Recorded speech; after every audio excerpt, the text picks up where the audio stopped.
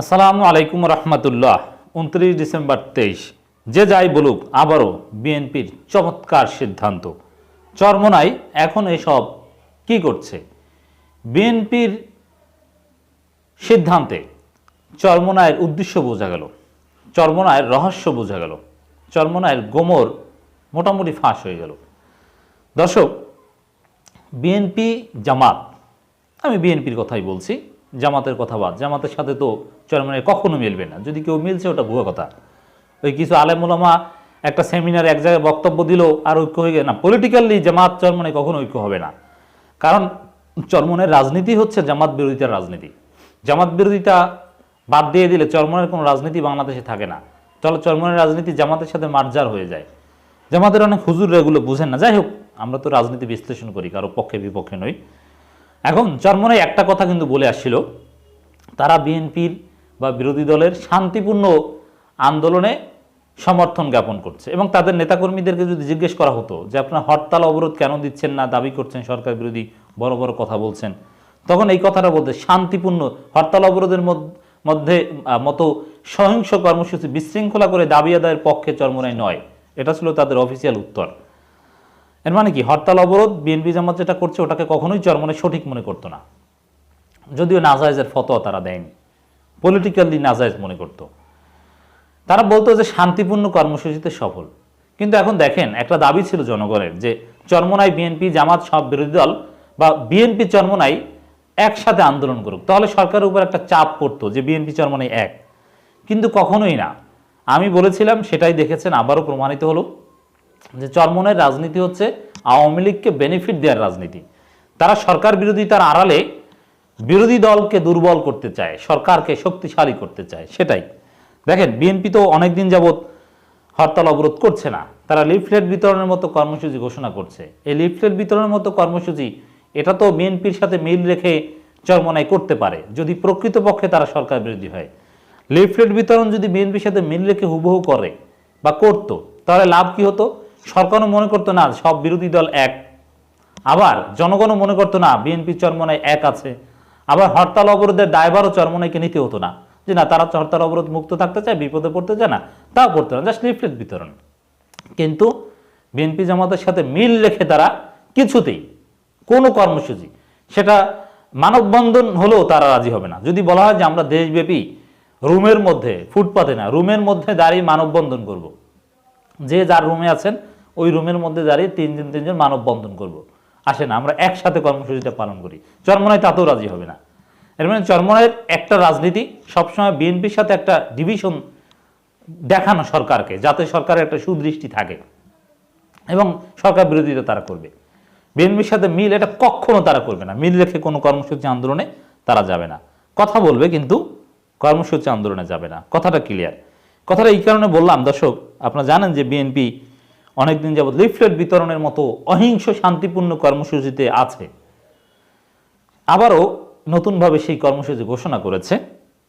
এখন কিন্তু চরমোনাই কিন্তু বিএনপির সাথে মিল রেখে কিছু করছে না। তারা এখন ওই শুক্রবার কি কর্মসূচি পালন করে, কি কথাবার্তা বলে, নাটক, শেষ, আর কিছু করছে না। মানে এতে সরকার মোটেও চিন্তিত নয় এবং কোনো প্রভাব পড়ছে না তাদের এই কর্মসূচির জনগণের উপর, সরকারের উপর।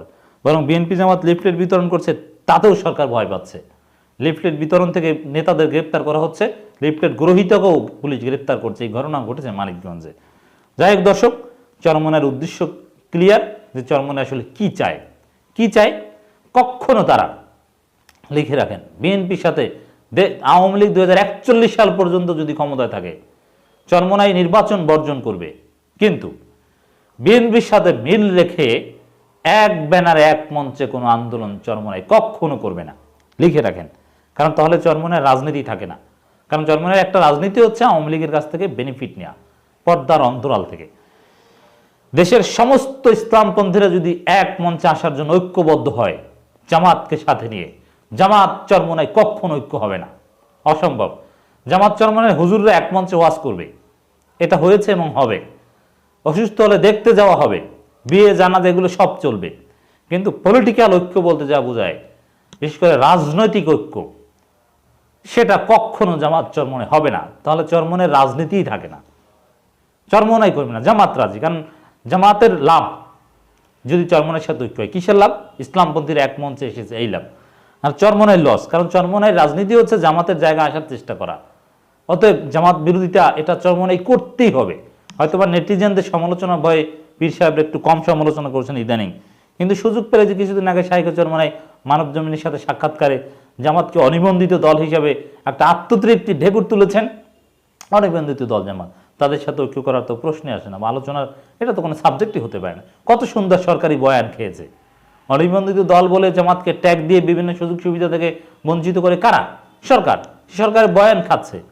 আবার ঐক্যের কথা জামাতের সাথে এক মঞ্চে আসেন না যদি প্রশ্ন করা হয়, তাহলে তারা কি উত্তর দেয় জানেন? আমরা তো এগুলো জানি, আমরা তো তাদের সাথে কথা বলি। তারা বলে যে যুদ্ধাপরাধীদের, স্বাধীনতা বিরোধীদের ট্যাগ থেকে জামাত মুছে আসুক। সরকারি বয়ান কিভাবে খেয়েছে চরমনাই, বুঝতে পেরেছেন? যুদ্ধাপরাধীর ট্যাগ, স্বাধীনতা বিরোধী ট্যাগ, এটা কাদের বয়ান? এটা শাহরিয়ার কবিরদের বয়ান। সেই বয়ান চরমনাই কত সুন্দরভাবে গিলছে। দেখেন, আল্লামা আহমদ শফির বিরুদ্ধে স্বাধীনতা বিরোধিতার অভিযোগ আছে না? মুজাহিদ কমিটি গঠনের অভিযোগ আছে না? বাহিনী আছে। সমস্ত আলেমা চরমনের পূর্ব পীর সাহেবরা তারাও তো স্বাধীনতা বিরোধিতা করেছে। এখন তারা অস্বীকার করলে হবে? কিন্তু জামাতের বিরুদ্ধে একটা বয়ান ক্রিয়েট করেছে সরকার রাজনৈতিক কারণে। স্বাধীনতা বিরোধিতা জামাতও করেছিল, বিএনপির অনেক নেতাও করেছিল, আওয়ামী লীগের রাজাকার আছে, কিন্তু জামাত কি স্পেসিফিক্যালি আলাদাভাবে একেবারে এদেশে জমিয়তে উলামা ইসলাম বাদে সমস্ত ইসলামী দল বা হুজুররা কোনো না কোনোভাবে শর্ষিনা পীর সাহেবরা এরা স্বাধীনতা বিরোধী ছিল, কিন্তু বয়ানটা জামাতের বিরুদ্ধে ক্রিয়েট করা হয়েছে সরকারের পৃষ্ঠপোষকতায় শাহরিয়ার কবিরদের মাধ্যমে, যেটা চরমনায় গিলছে। অন্য কেউ গিলুক বা না গিলুক, বিএনপি তো গেলে নেয়, বিএনপি তো মন্ত্রী বানিয়েছে জামাতের, এবং বিএনপি তো এখন জামাতের সাথে আবার এক মঞ্চে আসার চেষ্টা করছে, কিন্তু চরমনায় কিন্তু ঠিকই সরকারের বয়ান গিলছে। তাহলে বোঝা যায় দর্শক, তো বিএনপি যেরকম ভারতের পেছনে ঘুরতে ঘুরতে ছ্যাঁকা খেয়ে এখন ভারত বিরোধিতার রাজনীতি শুরু করেছে। বিএনপি একদিন এখন চরমনায় প্রোগ্রামগুলো বিএনপির পেজে লাইভ দেখানো হয়, বিএনপি ছ্যাঁকা খেয়ে চরমনায় কেউ আওয়ামী লীগের কাতারে ফেলে বিরোধিতা করবে, আমি বিশ্বাস করি। কারণ বিএনপি বুঝে, কিন্তু একটু দেরিতে বুঝে, যেরকম ভারতের ক্ষেত্রে হয়েছে। রুহুল কবির রিজভী সংবাদ সম্মেলন করে নতুন কর্মসূচি ঘোষণা করেছে। আপনারা জানেন দর্শক, আওয়ামী সরকারের পদত্যাগ ও নির্বাচনকালে নির্দলীয় তত্ত্বাবধায়ক সরকার ব্যবস্থা পুনঃপ্রতিষ্ঠা, এক দফা দাবিতে নির্বাচন বর্জন ও অসহযোগ আন্দোলনের পক্ষে আগামীকাল 29শে ডিসেম্বর, মানে আজকের কথা বলছি, গতকালকের ঘোষণা, শুক্রবার ও 30 ডিসেম্বর শনিবার গণসংযোগ লিফলেট বিতরণ। সারা দেশে আওয়ামী সন্ত্রাসী পুলিশ বাহিনী যে হামলা করেছে, ঢাকা বিশ্ববিদ্যালয়ের নেতাদের গ্রেপ্তার করেছে ছাত্রদলের, সেগুলো তুলে ধরেছেন। চরমনায় যদি এই টাইপের কর্মসূচি দিত মিল রেখে, যেরকম জামাত বিএনপির সাথে মিল রেখে, বা যুগপথ হরতাল অবরোধের ক্ষেত্রে আমি চরমনাইকে যুগপথের আহ্বান জানাইনি, কিন্তু এই লিফলেটের মতো কর্মসূচিতে যদি থাকতো তাহলে অ্যাটলিস্ট সরকার একটু বিব্রত হতো, কিন্তু তাতেও চরমনাই সাড়া দেয়নি।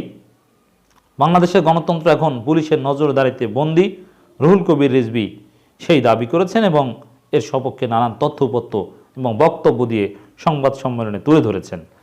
যাই হোক দর্শক, বিভিন্ন নাশকতায় পুলিশকে কিংবা আইনশৃঙ্খলা রক্ষাকারী বাহিনী কিংবা সরকারকেই রুহুল কবির রিজভী দায়ী করার চেষ্টা করেছেন। চরমনাইকে আহ্বান জানাই, যেহেতু তারা সরকারের সুযোগ সুবিধা নিয়ে হোক আর যেভাবে হোক না কেন তারা বড় সংগঠন হয়েছে, যদিও জামাতের ধারে কাছেও যেতে পারেনি এবং সেটা পারবে না, কিন্তু বড় সংগঠন হয়েছে আগের চাইতে, তারা রাজনীতিতে একটা গুরুত্ব তৈরি করতে পেরেছে। এই জন্যে তাদের মুরিদদের আকিদা ঠিক আছে, পলিটিক্যাল আকিদার কথা বলছি, আর এমনিতে ধর্মীয় আকিদা সবার ঠিক, ধর্মীয় আকিদা কারো আকিদা সমস্যা নেই। যারা বলবে অমুকের আকিদে তমুকের আকিদে, এগুলো সব ভাওতাবাজি। আকিদার বয়ান হচ্ছে সব ধান্দাবাজি ছাড়া কিছুই নয়। একজন মানুষ মুসলিম, আল্লাহকে বিশ্বাস করে, আল্লাহ রাসূলকে বিশ্বাস করে, কোরআন সুন্নাহ তাকদীরে বিশ্বাস করে, মৌলিক যে চেতনাগুলো সেগুলোতে বিশ্বাস করে, আহলে সুন্নাত ওয়াল জামাতের আকীদায় বিশ্বাস করে, সে শিয়া নয়, সে সুন্নি। That's right.